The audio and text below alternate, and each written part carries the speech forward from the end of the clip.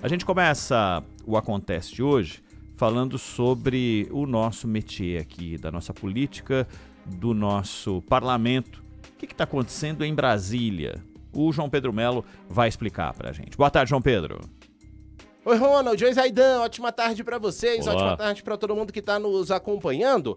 Olha só, deputados e senadores já começaram a esvaziar os corredores do Congresso Nacional ao longo dessa semana para aproveitar uma espécie de recesso informal. Isso porque não votaram um projeto de lei de diretrizes orçamentárias. A primeira a entrar em férias é a Câmara dos Deputados, que já não tem sessão ao longo dessa semana. E o período sem atividades parlamentares nas duas casas deve durar até o início do mês de agosto. Durante esse período, votações importantes ficam paradas, como a regulamentação da reforma tributária e o texto que cria também regras para o uso da inteligência artificial no Brasil. Durante as férias, os parlamentares não podem contar com a suspensão dos prazos regimentais, ou seja, os prazos de medidas provisórias e das urgências constitucionais seguem contando. Antes das férias, somente o Conselho de Ética tem agenda, ouvindo novas testemunhas do processo que pode levar à cassação do deputado Chiquinho Brazão.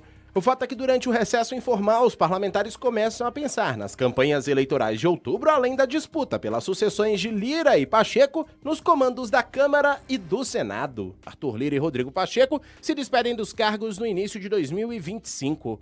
No caso dos senadores, o cenário é mais pacificado, com o ex-presidente da casa, o senador Davi Alcolumbre, sendo quase que uma unanimidade entre os colegas e concorrendo com Soraya Tronic e Elisiane Gama. Na Câmara são vários pré-candidatos, mas 3 são considerados principais. Elmar Nascimento tem direcionamento de apoio de Arthur Lira, mas a falta de definição leva também os outros nomes, como Marcos Pereira e Antônio Brito, a quererem receber uma bênção do alagoano. No pós-recesso pode ser analisada a proposta que cria um novo programa de financiamento da dívida dos estados com a União e também deve ser analisada a questão da regulamentação da reoneração gradual dos municípios e dos 17 setores que mais empregam na economia.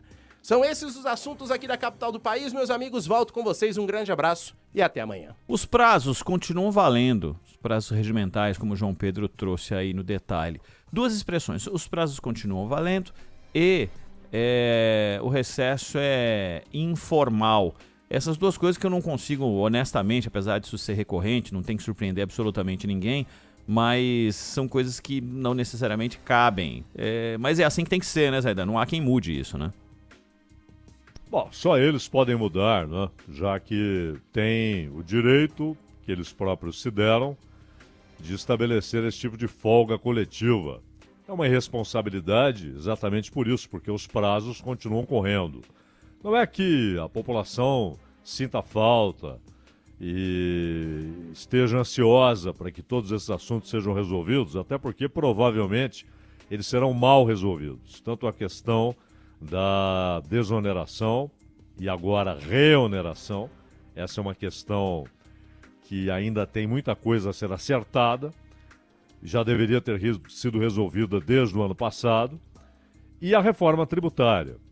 E quanto à disputa pela presidência do Senado e pela presidência da Câmara, o Davi Alcolumbre é pedra cantada, e na Câmara há uma disputa ali de pelo menos 3 candidatos, né?